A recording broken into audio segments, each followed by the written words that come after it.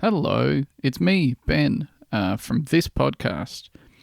What you're about to hear is an episode of the Theo Philes, which Theo and I recorded on December 30th of last year. That's the little spin-off series where Theo and I talk to each other about little tidbits from history and the sciences and all sorts of wonderful things. If you would like to maybe get these when they come out, instead of waiting for however long it takes for us to put them on the free feed because we need a night off, consider signing up to the Patreon. If you don't want to and you're happy waiting, great. That's tremendous. Thank you. Enjoy the episode. Bye. Come one, come all, and gather round. We'll tell our tales to thee of saints and whores and demon cores, of sights for all to see. Come ye all around the fire and listen all the while to tales of holes and mystery. We call the Theo Philes. We call the Theo Philes. Hello and welcome to Bunta Vista. This is part 12 of the Theo Philes. I am Ben, and I am here at the Blue Room Cinebar on Boxing Day of the year 2022, about 45 minutes into watching the science fiction adventure movie Avatar 2, The Way of Water, having ingested an hour earlier one weed cookie with the friends with whom I am seeing the movie. This batch of cookies, as yet untested by myself, the person who made them, or anyone else, was made with weed oil, also of an unknown strength, outside a report from the mother of the person who made the cookies that it made her, quote, too high and she could no longer use it. The onset of the edible, having already taken me to the pleasantly familiar languorous stupor and confusion of a strong dose, continues. I find myself entirely unable to move. The giant box of popcorn and expensive novelty Avatar-themed cocktail I purchased sit in front of me untouched. My ability to determine what's happening in the movie has progressed from a simple inability to follow the plot to a more alarming inability to translate the 2D images moving in front of me to the real-life 3D counterparts that they represent. More alarmingly, I find my ability to see at all is diminishing. The image on the screen is slowly growing darker. No one in my peripheral vision, for at this juncture I cannot turn my head, appears disturbed by this development. So I must conclude that it is happening only to me. As the image grows ever more dim, the colour palette in which I see the world becomes more limited. What little I can still see of the screen has lost its former dynamic range and appears to me to be somewhat posterised. Rapidly moving blobs of only 3 or 4 colours doing an incomprehensible dance in the near darkness. Soon, this too is taken from me. The room dims to nothing. Not the suggestive darkness of an unlit room, but a total absence of sight. Whether I have somehow become stuck in a position that is cutting blood flow to my brain or some other stranger explanation, I find I have become cut off entirely from my sensoria. No sight, no sound, no sense of sitting in a chair at the cinema, no sense of being connected to a body at all. Oh no, you pee-holed yourself. While a small, rational part of my brain is attempting to remind me that people don't die from weed overdoses and that I am simply too high at the movies, the louder part of my brain is convinced that I am either on the verge of death or that I have already died. I cannot move. I cannot scream to make my plight known, although if I am already doing these things, I have no idea. I think perhaps I am not, though, as the part of me that doesn't want to die is being overridden by the part of me that doesn't want to make a scene. I resign myself to my fate, reflecting on the awkwardness and absurdity of dying in my early 30s from eating too much weed oil at a screening of Avatar 2, The Way of Water. And then, a glimmer, light, sound, the feel of the armrests. I'm back, in some small capacity, gradually floating to enough awareness to ride out the rest of Avatar 2, The Way of Water while reckoning with the crushing pain of my own mortality. With me also is Maddie, who is sitting next to me having the exact same experience but doesn't normally smoke weed. It's Theo. Hi, Theo. Yeah. Yeah, it's a bit like that. Are you? Yeah. We, so there were 4 of us there. 3 of us had 1 cookie, 1 of us had 2. Oh! And none of us looked at each other in like the 3 hours of the movie. But I could just hear the people in the row sort of occasionally hyperventilating. It was... Oh no! That was a very bad experience. I've never had that happen before. Genuinely, I was like, oh, I'm dead. I died. I fucking died. I died at Avatar 2. Way too high to be. I've never been anything approaching that. Well, I've been I've been really high before. Like, I've accidentally given myself, far too many edibles or whatever. But I've always recognized the things that happened to me during that time. This, like, completely... It was horrifying. I couldn't tell anyone about it. Yeah, because you were in the lizard brain. Yeah. But I was looking at Maddie and just being like, I went blind without being able to articulate the unbelievable terror I experienced of just being a consciousness floating in a void. Yeah. Could have been 10 seconds. It could have been an hour. How'd she go with this? She seemingly had a better time than I did, although she can't remember the movie at all. She's got no memory from the 3 hours that we were there. Some stuff happened. She didn't remember any of the parts that were in water in Avatar 2: The Way of Water, because that's about when the brownie kicked in. It was really upsetting. And then once I sort of got a little bit better towards the end, I became punishingly aware of the fact that soon the movie would end, and then I would have to stand up and be around all these people. Yeah, and you'd have to start acting. And then you'd have to start doing providing something. Agency. How do you stand? Driving, yeah. How do you walk? Is it okay to push some out of your way because you're really high? You need to leave the building immediately.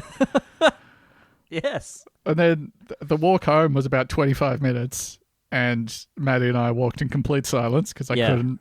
And you would have walked normally as well. Oh, sort my of God. Moving one leg in front of the other like a normal person would have, just sort of bending your joints.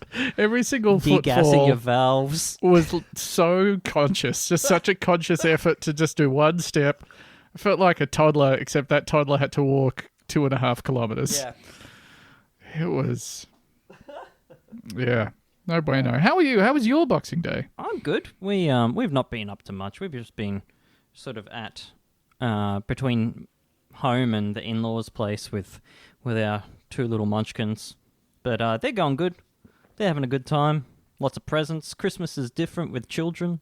Yeah. I thought you were doing that whole you and your anti-consumerism we got a minimal amount of gifts. We got so many gifts. Many little pieces of plastic trash to throw directly into landfill. Despite your desperate pleas to your in-laws and your family to not do that. That's fallen on not just deaf ears, but like noise cancelling ears. So they repulse any kind of concept like that. But no, we're having a good time. We're probably just going to have a little quiet one for the rest of the new year, and I'm back at work on the 3rd, which is nice.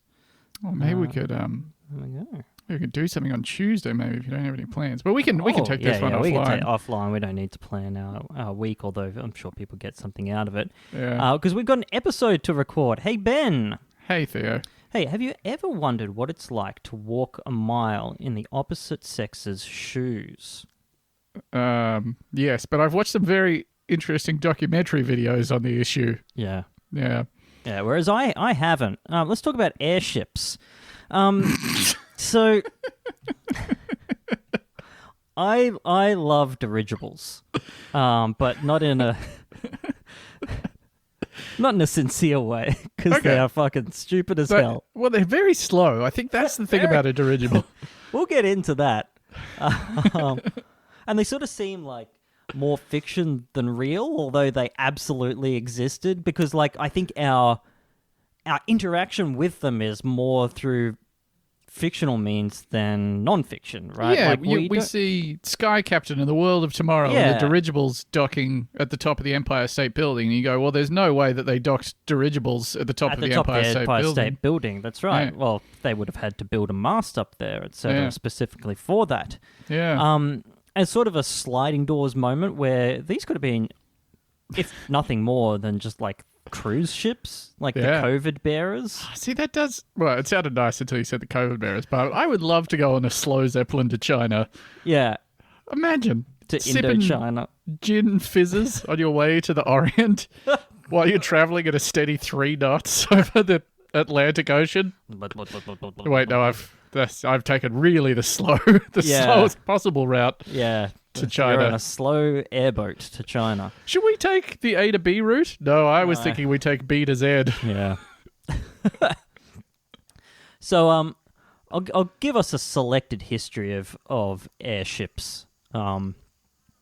So I think it really got kicked off in earnest by a Frenchman by the name of Henry Giffard, who was the first person to make an engine-powered flight when he flew 27 kilometers in a steam-powered airship. Steam-powered airship. What a combo. So this was the most Simpsons-ass thing ever to fly. So it was a 44-meter-long balloon, which was shaped much like we imagine a Zeppelin today, right? That's half a football pitch. It's not a small thing. Man, that's huge. And it had a little chair platform hanging from it, like a bunch of wires hanging from a beam hanging from the balloon, on which the pilot and the steam engine sat, which had to be carefully managed so that the fire in it did not set fire to the balloon, which was, of course, filled with hydrogen. Now, hydrogen is a completely inert gas. No, that's helium. I can see a problem Hydrogen's there. the one that sets fire all the time. The whole 27-kilometer journey took 3 hours. And he wanted to do a return journey, but he couldn't fly against the headwind, which was like 5 knots. Well, you could have waited. Yeah. So skipping forwards to exactly 1900s, we saw to exactly 1900, the year, we see the big dog of dirigibles emerge, the Zeppelin, largely funded and imagined by Count Ferdinand von Zeppelin. We just don't name them like that anymore. I think it was a nom de Zeppelin. I think he invented the Zeppelin, saw how popular it was, Yeah. and then thought, you know what? I'm changing my name. Everyone knows me as the Zeppelin guy anyway. Previously, it was Frederick von Aircraft, and he was like, it doesn't Might have as well that be pizzazz. rich guy, the Zeppelin. So they built the airship LZ-1, which sucked ass, and then followed by LZ-2 and LZ-3, which were a bit better. What does the L stand for? Lead, I think. Led Zeppelin. Come on now.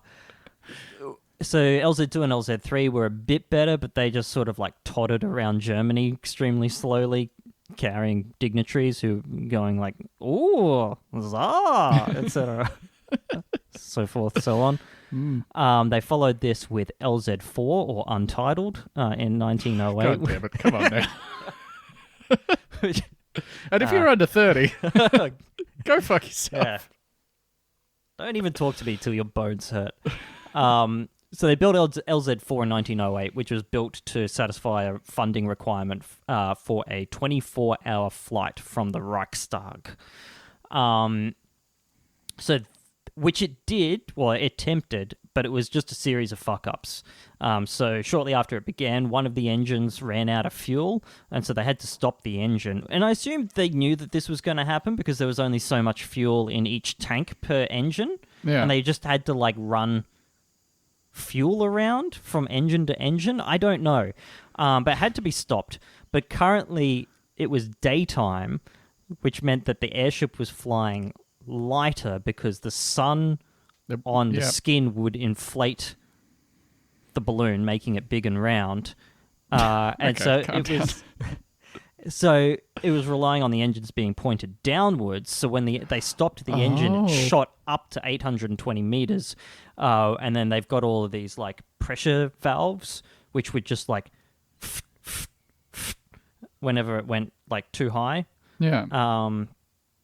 So it lost a bunch of gas, and that happened 3 more times until it lost so much gas that it was relying on the engines now to point upwards and keep it afloat. So eventually it was tethered to make repairs to the forward engine, which had suffered from a melted crank, and I've got question marks there in the document. But during the afternoon, it was torn from its moorings by a strong wind, which will be a repeat appearance in this episode. Have you ever heard that the Mitch Hedberg joke about escalators? Yeah. That they can never be broken. They can only just be temporarily stairs. become stairs. Sorry for the convenience. Sort of the opposite of a Zeppelin. So a bunch of soldiers tried to hold it down, which is, again, very funny. Man versus Zeppelin. Who will win? But they failed, and I assumed they all went, whoop, and kind of got like dragged along the ground for a little bit comically. But there was one guy on left aboard who brought it back to Earth. I assume maybe the janitor? I don't know. This is his time to shine. Absolutely. And he did. Holy He brought it back. That's incredible. And I'm going to quote from Wikipedia here.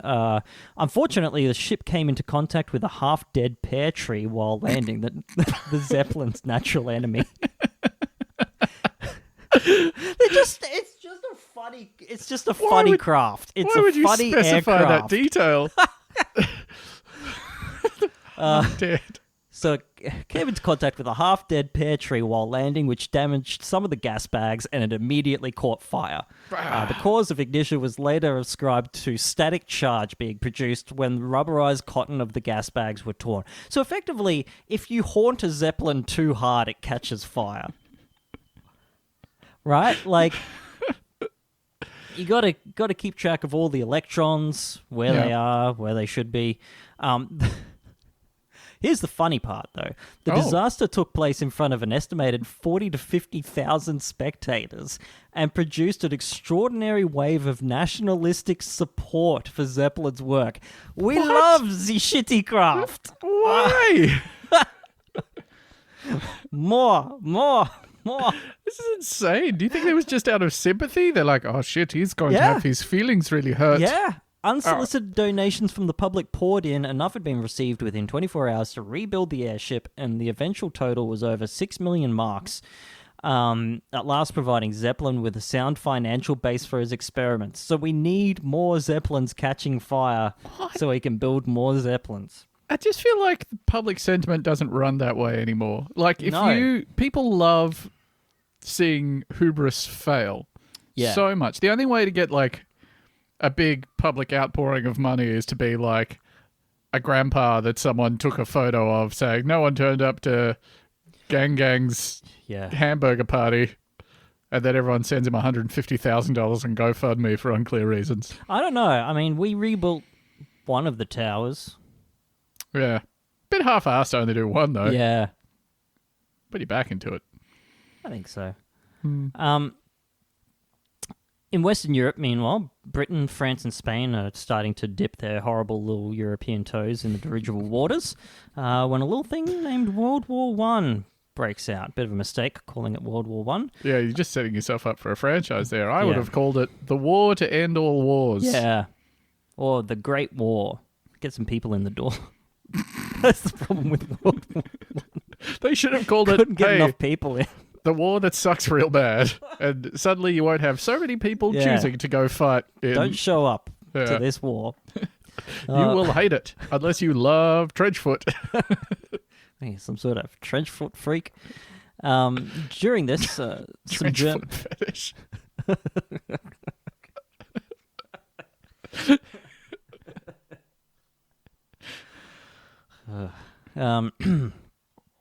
During this, some Germans believed that the Zeppelin would be this incredible attack aircraft, which is pretty funny because I don't know what they expected, because all it could do is float around, like soaking up small arms fire and pushing bombs out the window. Well, I'm sure there's no way that a bullet could ignite a Zeppelin. So. Well, so apparently they were just largely immune. The bullets would just go through, and it wouldn't like. There's no sort of metal... it's not a half-dead pear tree. Well, yeah, that's true. So it's really like using the machine guns on those biplanes versus King Kong. It's just not doing anything. Yeah, it is. And much like King Kong, the pressure on the inside is greater than the pressure on the outside. So it kind of just forms a barrier against... so like the bullet would go in and out, but there was no real exchange of... like air and gas. But it's the pressure on the... Oh, outside, sorry. inside? No, I see what you mean. Of course, yeah. Other way around. The pressure on the outside is greater than the pressure on the inside because it's a less dense gas. I didn't actually get a quote on that. So whatever the one is that makes us right. Wait, so so it's a lighter than air gas, which is crucial to the fact that it's buoyant. Yeah. But... does the frame of the balloon have to be rigid? Oh, okay. So, I didn't actually put this in, but there's 3 classifications for God, aircraft. you look so excited right now. I don't need notes for this. I'm ready. Rigid, which are the Zeppelins, which rely on a frame of aluminium. Yeah. Going all the way around. See, what if the bullet hit the aluminium frame Yeah, and caused a spark? I guess, but Shoot for the what's frame. the chances That's its of weak that point. happening? It's flashing yellow. Shoot for the guy in the Zeppelin. No.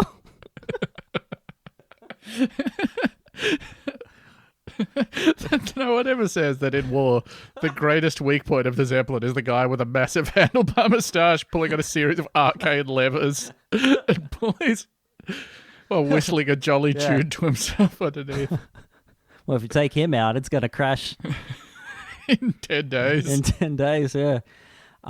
There's semi-rigid ones, which are... so the rigid ones, you can put whatever the fuck you want inside the balloon, right?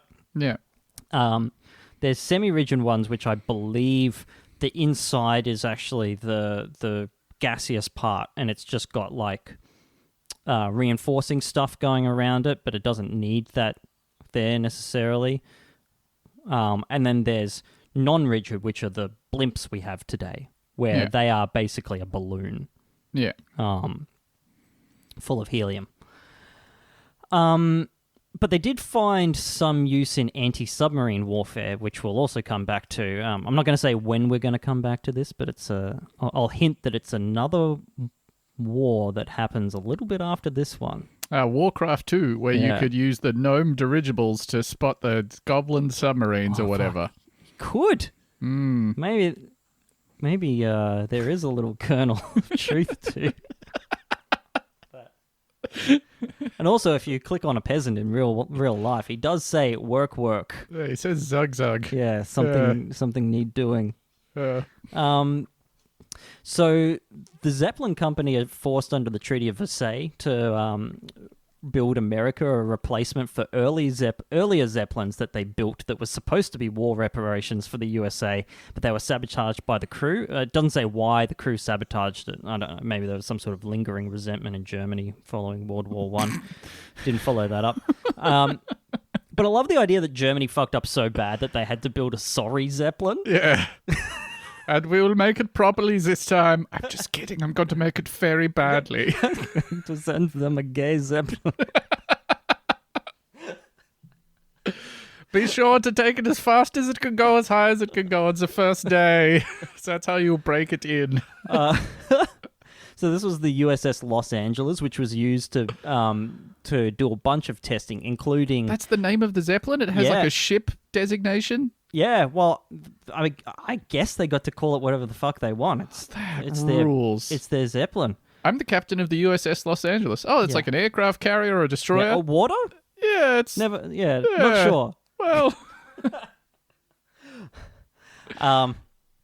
So, yeah, they used a bunch of did a bunch of experiments with it, including piloting the US's Parasite aircraft program, which fucking whips. Yeah, That face you're doing right now was the face I got when I clicked on the next 2 names in Wikipedia. It resulted in the construction of the USS Akron and the USS Macon, the first of which was the first purpose-built flying aircraft carrier. And it could hold 4 F-9C Sparrowhawk fighter planes. So it's just fucking... It's flying... It's Holy shit! Yeah, it's doing the fucking... Sky Captain, the world of tomorrow is They're real. doing a Sky Captain. That's fucking amazing. Yeah. What the fuck? Yeah. It was incredible. What is it named after? Because the Akron is... Akron, Ohio, obviously. Yeah, it was named after Akron, Ohio. But what about Macon? Macon, Ohio. That doesn't sound like a real place. No, I don't know. Anyway, it was eventually zapped by lightning and exploded off the coast of New Jersey, killing 73 of the 76 crew and passengers. Most drowned because there were no life jackets or life vessels. So they put those on the USS Macon, so it too could be exploded by a storm off of California. Most of the crew were saved because of those measures. So, you got to break some eggs before you realize you have to put little boats on so that the eggs don't... Before you have to realize the eggs need protecting. Yeah. It's Very Macon, Georgia, by the way. So if you've already written into us, Yeah, go fuck yourself. yeah. Unless it was about something different. Oh, and then it's so lovely to hear from you. So lovely to hear from you. So following World War One, the world catches dirigible fever. Bed rest and topical ointment. Directly on the penis. The Empire State Building, finished in 1930, featured a docking mast at its top. What the although hell? No vehicle ever docked there. Oh, come on. Yeah, there was a photo op done with like a dirigible parked near it, but I feel like they I've never seen docked. that. Yeah, but they never docked anything there. Did they ever dock anything at the Chrysler building? No notes on whether they docked any dirigibles at the Chrysler building. Okay. Well, if you have any leads, Yeah, please write it about that. Wow. So that photo where it looks like the surely Zeppelin it's is kissing yeah. the tip of the surely Empire it's State Building. kissing the tip. Yeah, like your high school girlfriend. It's getting started. Not enough contact to And we're actually done. do anything useful, though. So Still pretty tantalizing. yeah, tell your friends. She kissed the tip, bro. Um, God, that's a cool photo, though. Yeah. Even if it is staged. yeah. It's just things were so much cooler in the 30s before everybody starved to death. Yeah, it's also a shame about, everything else. Yeah, Like and that, everything else. this stage photo was paid for by crushing racial wealth inequality and off the Yeah. back of slavery and everything. But But pretty cool. pretty cool.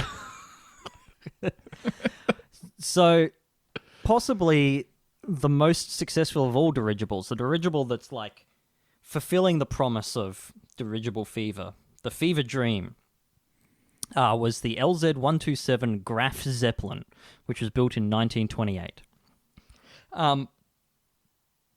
It was conceived by and piloted by, and it appears to be like exclusively by Dr. Hugo Echner, who's a super interesting guy all by himself, an anti-Nazi, did a whole bunch of cool shit, but yeah, like just seemed to be the guy that did the Graf Zeppelin all of the time. So it made 590 flights, flew over 1 million miles, and this is really the vision of passenger airships. It was enormous. It was 236 meters long. What the fuck? Yeah, That's insane. huge, right? I think we've established previously on this very podcast that like the biggest container ships in the world are like 400 meters long. yeah, Like this is an aircraft, all right? Like if you stood it vertically next to, the city skyscrapers or something, it's twice the height. It's enormous, right? It's a really big boy. And it burned blow gas instead of petrol because blow gas was closer to the density of air. Sorry, can you? Blow gas. And that is German for blue gas. No, I think it was named after a guy. Blau. Johann von Blau. Yeah, Hermann Blau. There you go. Which is German for Similar to- Hermann Blue. Yeah, similar to propane. Yeah, right. So it's closer to air, so that means that they don't have to adjust the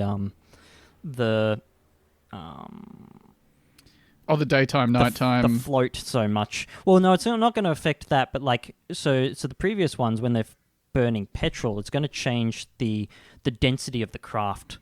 So it will require like constant adjustment of gas and sure. outventing and all this sort of stuff. Yeah. Whereas this made it mostly self-sufficient because you burn blow gas and it is replaced by air in there, and it doesn't change the density, the lift of the planes of the aircraft so much. Yeah.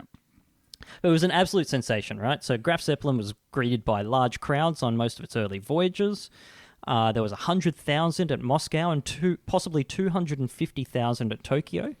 At Stockholm, spectators launched firework rockets around it. Okay, well, don't do that. And on the return flight from Moscow, it was punctured by rifle shots near the Soviet Union. Going to have another crack at that. It was On the return flight from Moscow, it was punctured by rifle shots near the Soviet Union-Lithuania border. On one visit to Rio de Janeiro, people released hundreds of small toy petrol-burning hot air balloons near the flammable craft. Again, you're kind of just sending little fuses at an enormous bomb containing people. But yeah, it could fly around the world at a speed of over 100 kilometers an hour, which is, faster than a ship. Yeah, I nowhere think. near as fast as a plane. Yeah, Because they travel at 900 kilometers an hour. Yeah, but still, They're pretty cool. that's the speed of a Ford Falcon AU. Oh, it's half the speed of Ford Falcon AU. I googled Graf Zeppelin because I wanted to see what this bad boy looked like, and the first result is for the German aircraft carrier called the Graf Zeppelin, and I, in a wild flight of fancy, briefly entertained that this was the undercarriage of the Zeppelin, and that this was the craziest fucking shit I've ever seen. Yeah, no, it's a boat. Named after the Zeppelin or the guy that. Named after the guy. Yeah. Or the Zeppelin. Yeah. But it's still that's a big Zeppelin. Yeah. Oh, right. Graf is the German title for Count. It's the Count Zeppelin. Count Zeppelin. Just still funny. So this thing could fly like at a reasonable speed, but it's still a joke to me. Because joke things kept happening to it. Mm-hmm. It needed, every time it landed, it needed a bunch of people to hold it down to the ground to kind of like drag it into a hangar or what have you. Sometimes that I didn't get this on my notes, but I remember one time it stopped in Brazil somewhere. They spent like 2 hours there, restocking and passengers like stretching their legs and that sort of stuff. And the whole time they needed people to hold it on the ground for 2 hours. They're just like holding this piece of shit to the floor. So you can't fucking tie it to something? You've not got bollards? Find a bollard. Yeah, well, they tied it to stuff too, but that was not always a reliable measure. So it stank the whole time because of the blow gas. Oh, of course. That smelly blow gas. Smelly blow gas. It was fitted out with a luxury Art Deco cabin for its 20 passengers, but it was at ambient temperature and pressure the whole time, so it was just freezing. It was just cold. Like, it was just fucking... It was the temperature of sky air. So you're just freezing the whole fucking time. Wow. Yep. Yep. Had a stowaway on one flight who was discovered in the mail room. Once transported Susie, an eastern gorilla.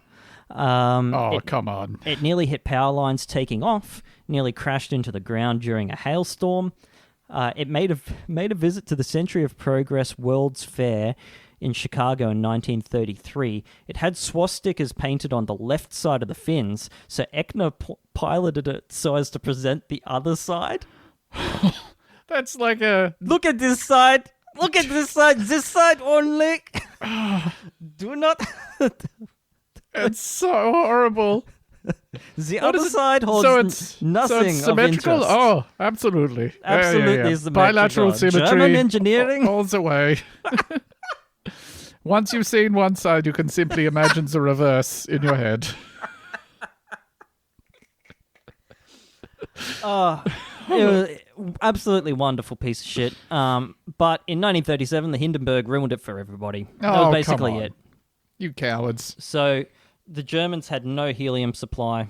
The US had a stranglehold on helium, which I think was largely produced as a byproduct of their nuclear weapons program later on. So the Germans basically had to just shut it all down. No one wanted to fly them anymore. So they still then had military use in World War II. Everyone got started again. They picked it all up again, started where they left off. They were again used as an anti-submarine craft, largely by the Americans, who had 10 of them at this point, and they were being pestered the whole time by German U-boats, the world over. So this led to the most Civilization 2 ass battle in the in history when the dirigible K-74 was patrolling the coastline near Florida when it detected a submarine via radar, made an attack run at the submarine, did not manage to release its depth charges, and then was shot down by the submarine. It just feels like the Zeppelin has the home field advantage. Float up, dipshits. All of this is ours. They have, what, 70% of the world's surface? Sure. You have the entire sky. You have the rest of the universe. That's yours. Yeah. You've got the Z-axis. They can't take the sky from you. Yeah. Well, they Except can if they did. shoot you with a big gun on the top. And now you're their turf, bitch. Yeah. So it crashed into the ocean, whereupon one crew member was eaten by a shark. Oh, God. Damn. They did have success protecting convoys, though, right? So eventually, due to the ongoing desperation of the German U-boats, they started their program of actually, destroying passenger ships and cargo ships, etc. And so they started putting them all in convoys, and the convoys that had Zeppelins were basically never touched. I shouldn't say Zeppelins, but the dirigibles, the American dirigibles, were basically never touched by submarines, right? Because they had depth charges. They were all kind of. You could spot with an incredible radius. I assume that's. Yes, they're like, whoop. Hey, there's a Don't know fucking if there's any submarine over boats there. over there, but there's something in the sky. I'm using Warcraft 2 rules, and I've spotted a submarine because of my increased height. Yep. Now we just use blimps, which is stupid for looking at sports games, which is stupid. And there are 24 of them. Yeah, there's not globally. There's very few. Whereas in sometime at the peak of this, and I didn't write this down, but I think it was about 10 to 15,000 pilots of airships in America at the peak of dirigible fever. That's fucking amazing. There's probably 10 blimp pilots. Yeah. And half of those are remote, right? The Goodyear blimp is a fucking drone. There's not a guy in the Goodyear blimp. Yeah. Wait, hang on, let me... And they can't even get rid of them if they're Is there a racist. guy in the Goodyear blimp? Doesn't say if there's a guy in there. I don't think there's a guy in the Goodyear blimp. Fly inside the Goodyear blimp. There's a guy inside the Goodyear blimp. Now, Theo... I think that's just to give it some stakes if it crashes. Yeah, otherwise it's just, who cares? It's a balloon. Who cares? Yeah, you don't want to kill Gary, the Goodyear blimp guy. Ladies and gentlemen, I remind you that Gary is up there, and if something happens to the blimp, he is a goner. You met Gary. You've all met Gary. Uh-oh, the canvas has appeared to rupture. Say goodbye to Gary, everyone. Gary's fucked. I'm afraid it is a very bad year for Gary's family. Because he is certainly dead. Now, I'm sorry, I assume that concludes... That's me. That concludes Dirigible Fever. Now, this is actually a very lovely coincidence. We've somehow... We keep doing this. We've done this again. A nice bit of synchronicity here. Now, you were talking about dirigibles, Zeppelins and blimps and things of that nature. On that note, if you had to guess, how many people do you think are cryonically frozen right now? Fuck. Globally, in the world. We've got one Walt Disney, maybe. That's a myth. He's not frozen. Okay. He was cremated. He was cremated? He was cremated. Did they freeze his ashes? He might have put his ashes in a freezer, but I don't think that counts as cryonic suspension. Fuck, there's got to be some nutters, right? But it's expensive. It is expensive. Just as a vague overview of what the process is like. So obviously you can't just take a regular human body, chuck it in deep freeze and say you're done, because much like putting...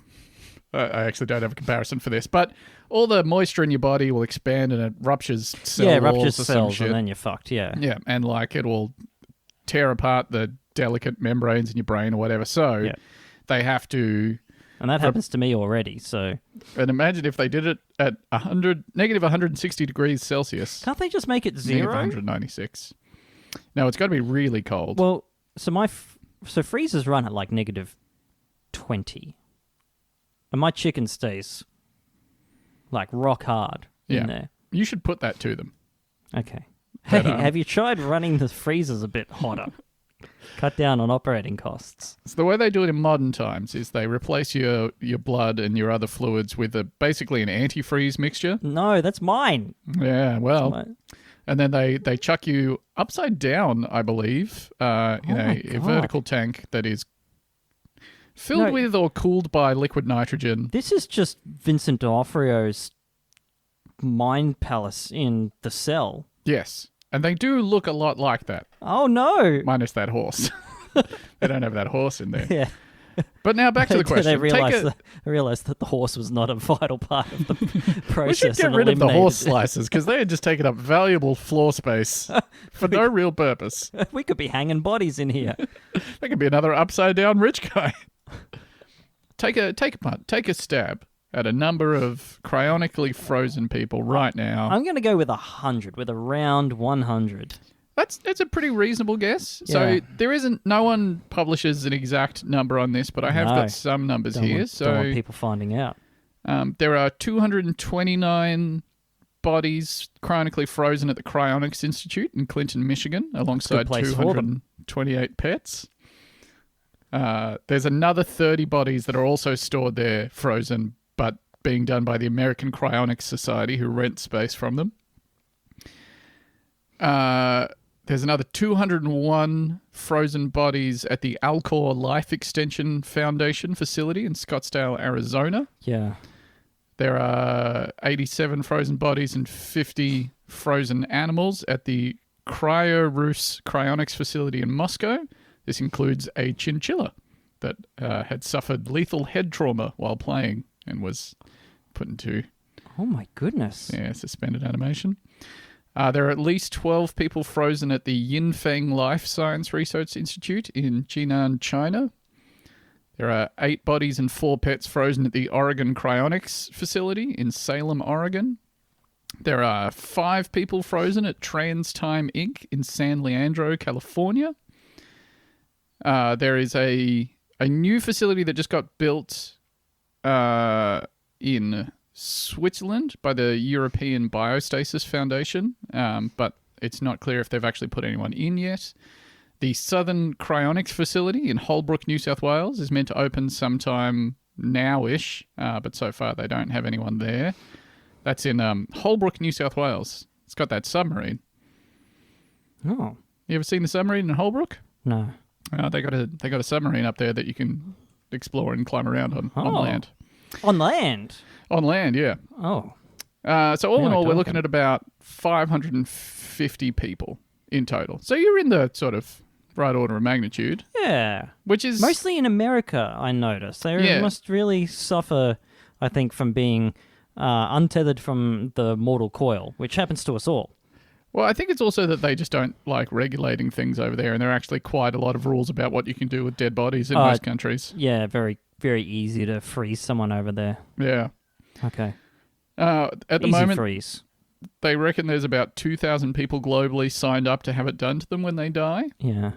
So you sign up with one of these companies as a customer or a patient, they call them. After your death, they call you a patient, which I find very, very funny because you're dead. Yeah. And you'd be very patient at that point. Infinitely. The prices tend to range from around $50,000 to $200,000, although they do often have the option of you can just make the cryo facility a beneficiary of a life insurance policy in your name. Yeah. So, they get all that money. Now, that's a fun runway, isn't it? Right? Like, that they have to discover a way to unthaw you before that money runs out. And like, money, the last dollars come out of our bank account. Time to shut off the freezers and walk out the front door. They sort of have to guarantee that they can do it in perpetuity because, as all of them say in their legal disclaimers, there is no technology that exists to revive people. Yeah. From cryonic freezing. Yeah, which is great if you're a fan of hanging upside down for an indeterminate amount of time frozen. Yeah. After you die. You know what's fucking crazy Not so good is that yeah. This started in like the 60s and 70s, and we'll get into that. But we are 50 years removed from that now, which I bet is well beyond what these people thought would be the threshold for where the technology would get there. Yeah. Like, surely. So obviously a lot of the cost is just that it's long-term care. They need to keep the power on and the liquid nitrogen topped up for as long as it takes, which is Gotta why bathe they're them asking every for, day. six-figure amounts of money. The longest continuously cryonically preserved body is that of a man named James Bedford. He died of kidney cancer at the age of 73 on January 12th, 1967. He's been frozen in various different tubes now for 56 years. What do you mean various different tubes? Well, he's been moved around. Okay. Hang on, do they freeze them in a tube? Well, they put them in these like sealed steel tubes that are essentially like vacuum flasks because they have to be kept very, very cold. I was imagining that big freezer room from Half-Life. Yeah, that seems like it would be more efficient, but it turns just out... hang them in there like livestock. You're going to like where this goes, I think. Okay. So Bedford, our man, who's been in the tube for 56 years, he was frozen by a team composed of 3 people. Physician and biophysicist Dr. Dante Brunel. Incredible. I mean, what else are you going to call yourself if you're doing this? Chemist Robert Prohoda. And television repairman Robert Nelson. Gets very boring in there. Gotta make sure they got something for people to do. Now, we're mostly going to be talking about television repairman Robert Bob Nelson. No, Nelson, who had no scientific background whatsoever, went to the first meeting of what would become the Cryonic Society of California in 1966 after hearing an ad for it on the radio, and he was immediately elected president at the first meeting. Why? Yeah, he's a very charismatic guy by all accounts. Clearly. Now, it's worth noting that the story that you're about to hear, he has told himself before on an episode of This American Life, but it is also quite evident that he's a pathological liar. So it's worth keeping that in mind. Now, the first thing that the society did when it formed was it put together a scientific advisory council who all agreed to participate as long as the society promised that they wouldn't actually try to freeze anyone. Now, the second thing that the society did was freeze someone. Yeah. It's like bringing together a bunch of people who really love to shoot guns. Yeah. Don't shoot those guns. Don't you shoot those guns. I I'm wouldn't only dream of here. We got to talk about the guns. We got to think about the guns. We got to bring all of our guns. We got to collect guns. In January of 1967, they got the call from Bedford's son, who said that his dad wished to be frozen. So despite the fact that they weren't prepared to do this at all, they didn't have all the chemicals at hand, they didn't have a proper facility set up, they went ahead with it because Bob Nelson figured that even if they lost the scientific advisors, they'd still be making a huge leap forward in cryonics, being the first people to do it properly. Yeah. I mean, hard to know what's properly as well.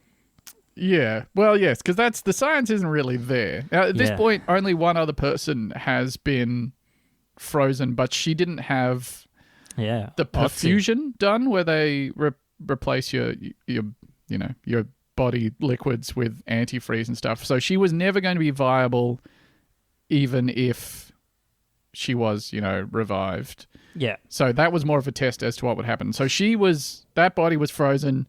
She was then unthawed and they just sort of checked to see what happened to her body. This was the first time that someone was being done with the intention that they would be frozen and revived at some point. So they froze her, they unthawed her, and quick check to see if she's still dead. Yep, still dead. Still dead. Better luck next time. Better luck with James Bedford. Yeah.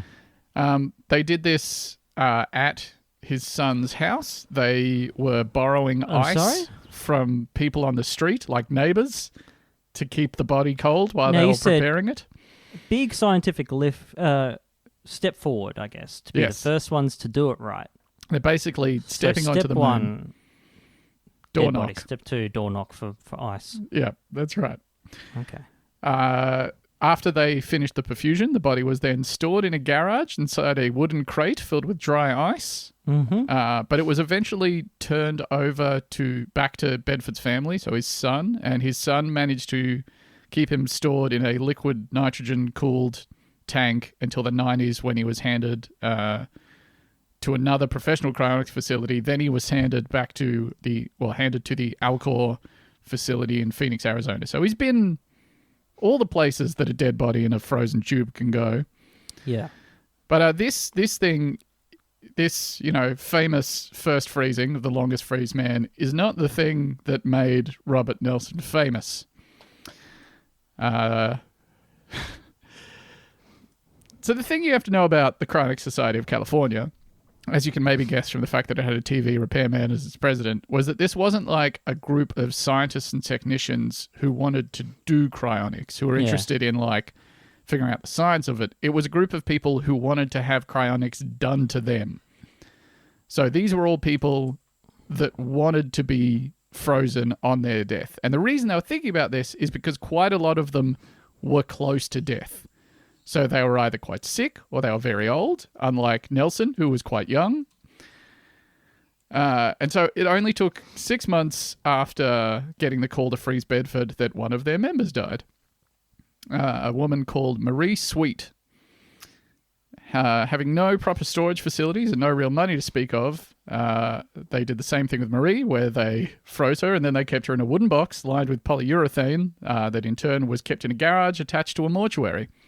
They did the perfusion thing. They did the perfusion thing, yes. To her as well. Yeah, so they did it properly insofar as they were doing things properly, and then they kept her in a wooden box. Do you have any more details about, like... Because I'm just picturing like an oil change here, where they kind of get them over the tray. Yeah, so... And they drain them. They don't say how they get the fluid in there, but they did say that they have to apply a lot of like rapid chest compressions to get the liquid circulating through the body. Yeah. Uh-huh.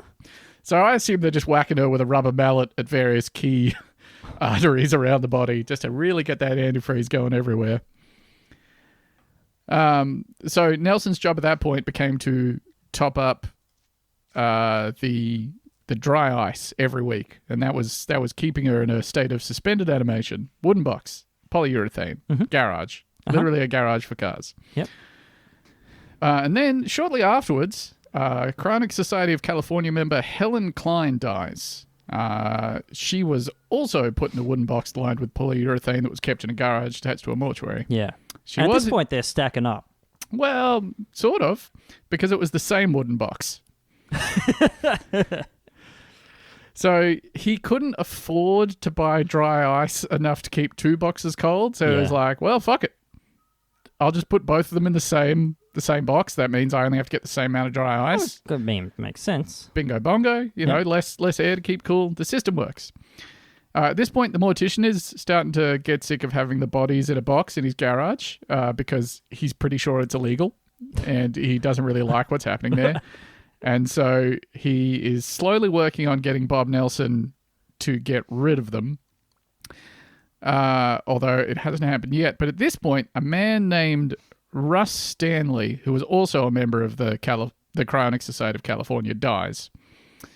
And of course, he can't afford another box or more ice, so he goes into the box with Marie and Helen. Ooh. So Russ, Marie, Helen, they're all in wooden box, dry ice, topped up once a week. Frozen sardines. Now, at this point, Bob Nelson gets kind of excited because Russ Stanley was quite wealthy. He was quite a wealthy man, and Nelson was under the impression that Stanley was just going to leave all of his money to the Cryonic Society to keep everyone frozen in perpetuity. But yeah, he kind of wanted to be frozen, so you'd think maybe he'd want to stay frozen. Throw in a little bit of money. It turns out, no. From Bob Nelson's own claim, so I don't know about the veracity of this, Stanley left nearly all of his money to his neighbor, who was a gentleman that he had a romantic relationship with, called Mr. Coco. Hell yes. Except for $5,000 in the immediate aftermath, and then another $5,000 that would be paid out in 3 months that would go to the Cryonic Society. It's still, I mean, look. You know, it's 1960s money. $10,000, that'll buy you, say, a partially underground vault in a cemetery in Chatsworth, California. Oh. Which is exactly what he bought, Yeah. incidentally. If you're in the market for such a thing. Yeah.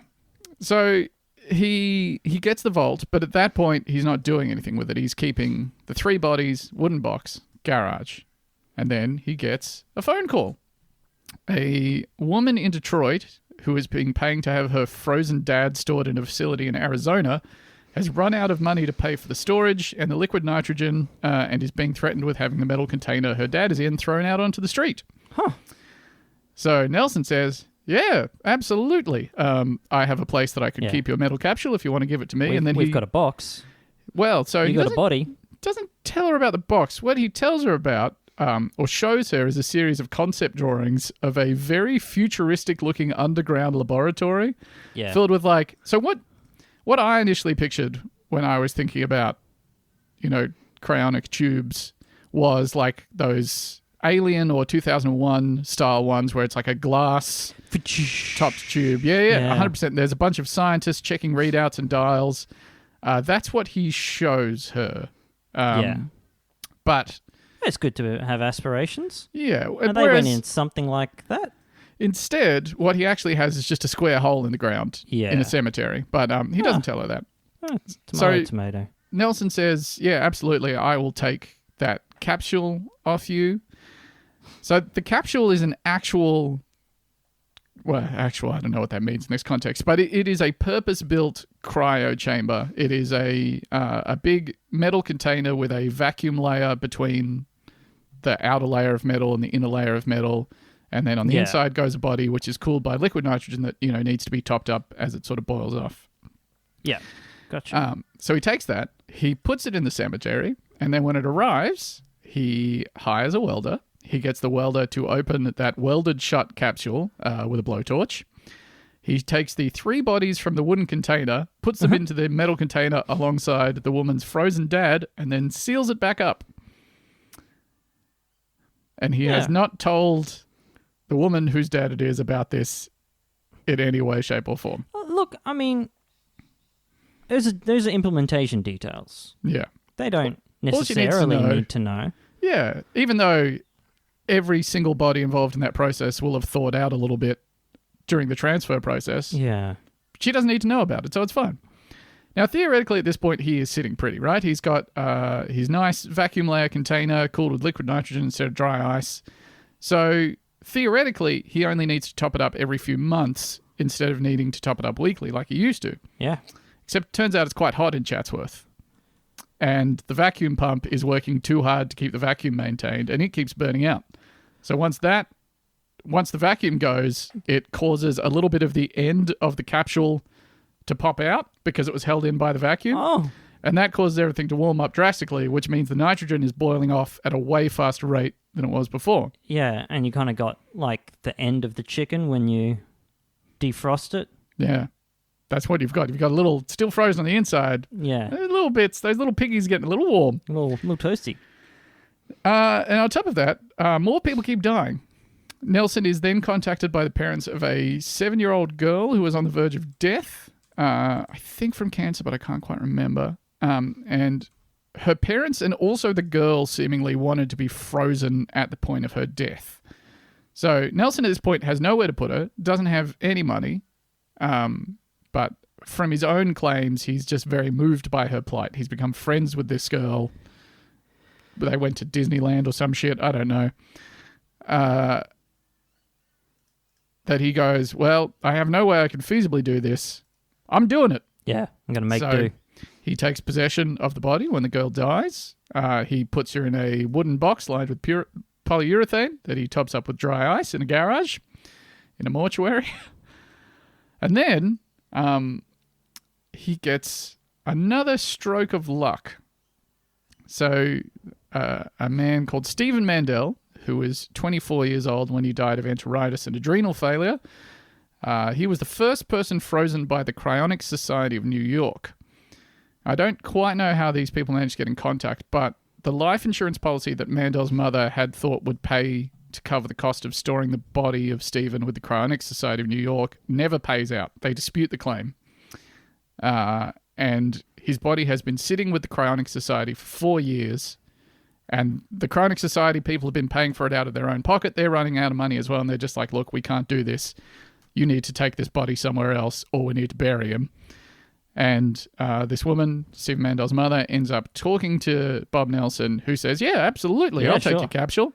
This guy's never seen a body that he didn't like. Yeah. He's never seen a capsule that he didn't like.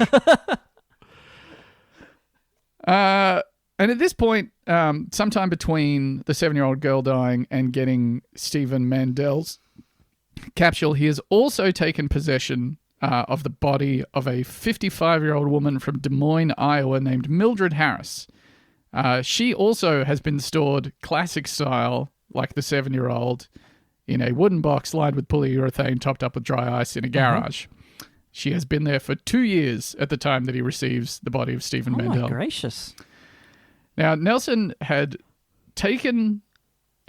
gone to Mildred Harris's home when she was about to die, and, you know, with his team of, quote, experts, they had done the perfusions and everything and frozen the body because they were paid $15,000 by her 2 sons on the proviso that he placed her in a state-of-the-art cryo chamber that he said he would buy specifically for her. Yeah, which he's definitely going to do. Definitely 100% going to do. He was, one thing we know about old mate, yeah.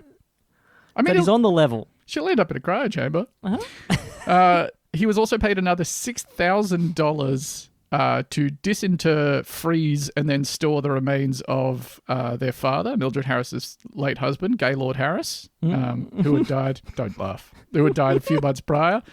So he never had the perfusions or anything done to him. They just figure, hey, if the technology is that good in the future, maybe they'll still be able to get him. Yeah, we'll get the blood out at the end. Yeah, we will get the frozen decomposed remains of this man, and we'll revive him. Yeah. So obviously neither of these things happened.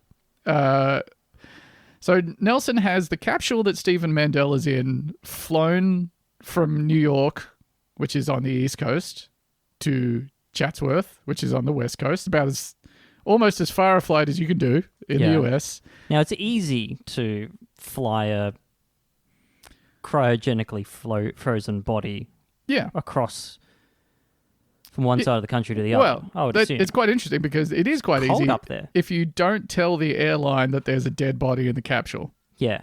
You just tell them you have a capsule and then hope they don't ask questions, which is exactly what it did. Yeah, hey. Isn't it better if there's just a little bit of mystery around what's in the capsule? I would have asked questions if that was someone's checked baggage, personally, but I guess we're all different. Yeah. What year is this at this point? It's still the 60s. This is 1972. Yeah.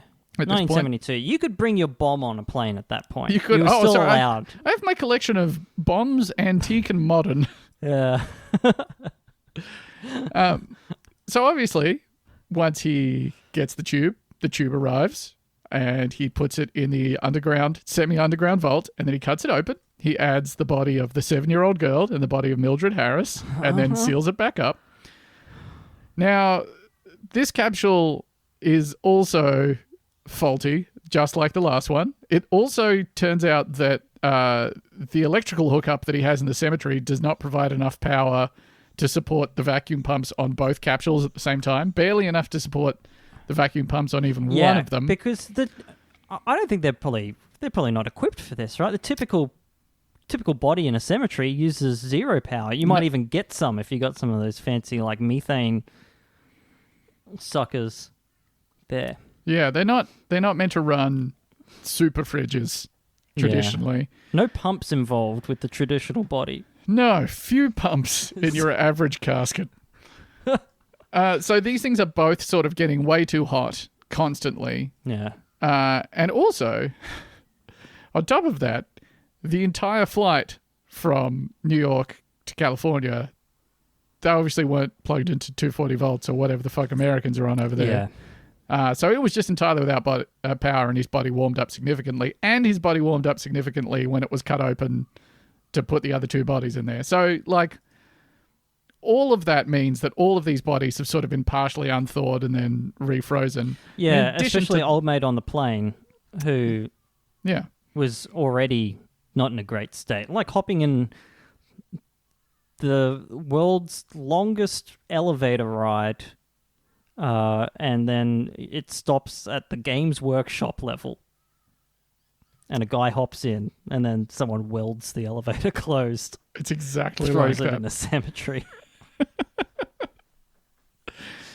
And on top of all that, it's believed from court records that came out later that Nelson just stopped maintaining one of them entirely just a few months prior to the end of 1971 and just sort of let them decompose and then froze them again.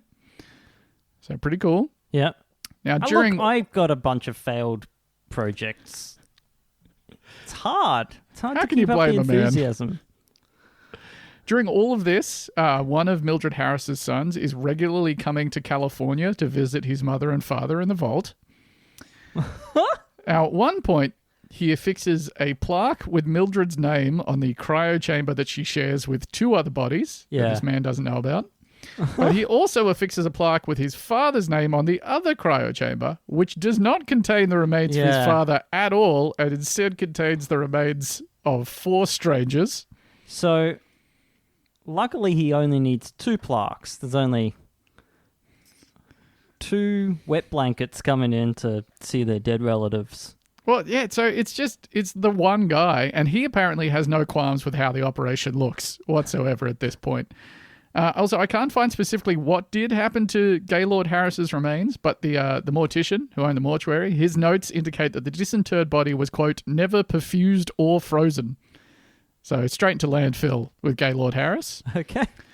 Now, in the meantime, while all this is happening, Nelson is also running another facility in Mount Holiness Cemetery in Butler, New Jersey, which by the time of 1974, when he washed his hands of the operation, contained a single cryo chamber that held the bodies of 2 women, Dorothy Labin and Anne de Blasio. Now, oh my God. He just picked up and left from the New Jersey facility, leaving the care of the cryo chamber in the hands of Anne de Blasio's former husband, Nick de Blasio.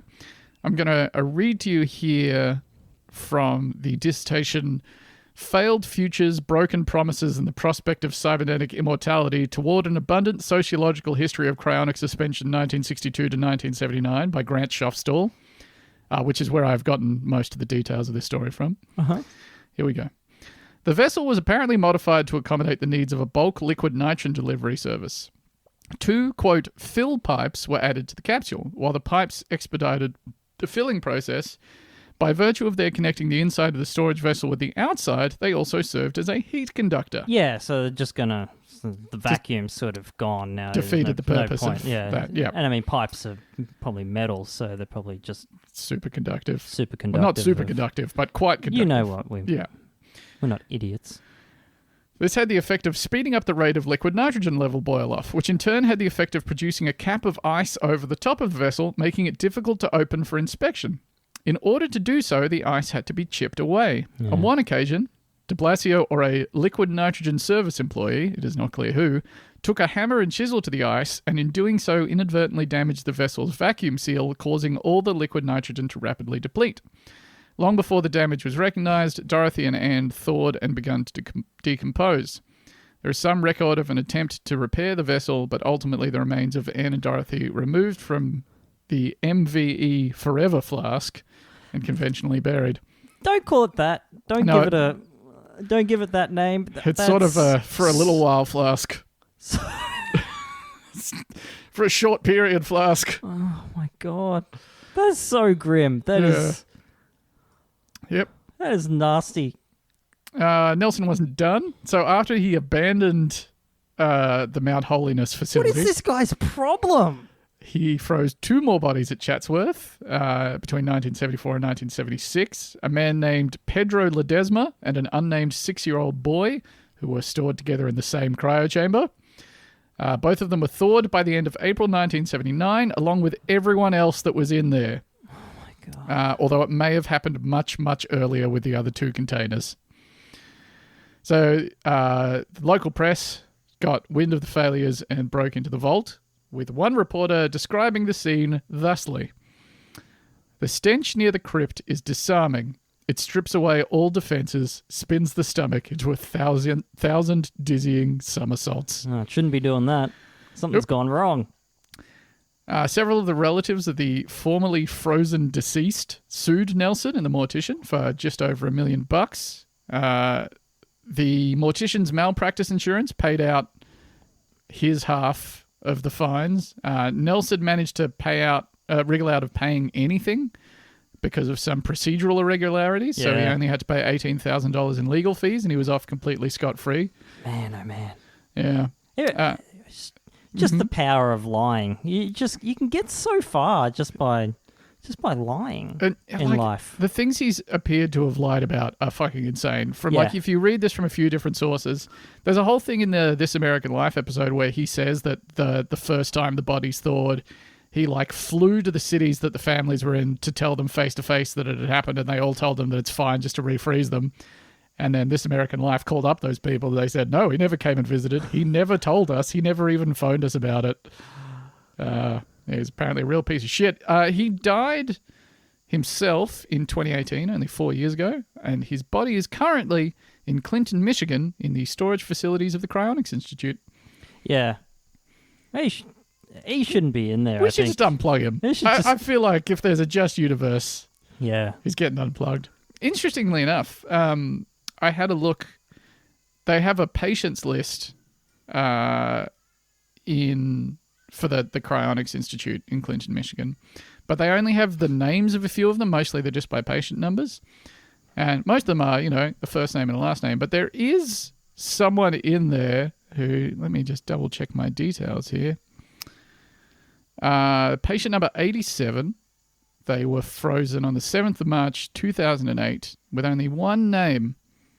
That name is Theo. Huh.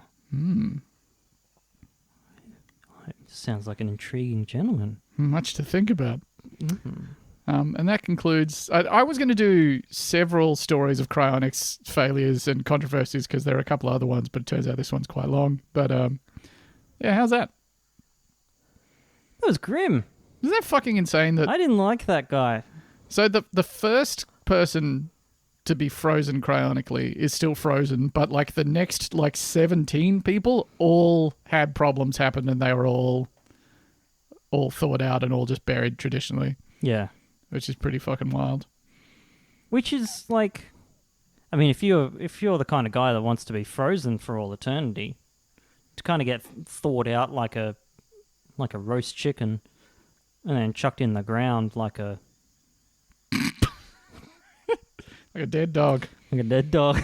You'd be pretty disappointed, except you wouldn't be because you're already dead. Yeah. So really, no one's feelings are getting hurt. Not much to think about. Except your family, I guess. Yeah. You're already experiencing the sweet bliss of nothingness. Yeah. Sounds very relaxing. Yeah. Well, that concludes this episode of the Theo Philes. Theo, thank you so much for telling me about those dirigibles. Thank you for telling me about some arsehole who loved freezing bodies. You're so welcome. This is going to come out, I believe, today, which is the day before New Year's Eve. So I hope you, the listener, and your wife who's listening in the car have a happy and safe New Year's Eve. Take some drugs, but not too many. Yeah. Or if you don't even have to stay up to watch the fireworks. That's my message from me to you. You could be asleep by 9:30 after having... No one's checking. Yeah. I will be checking. I'm messaging you at 11:59. I'm not replying to that message. I love you. Yeah, I cherish our friendship. I'm asleep, buddy. All right. We'll see you next time. Mwah. Bye-bye.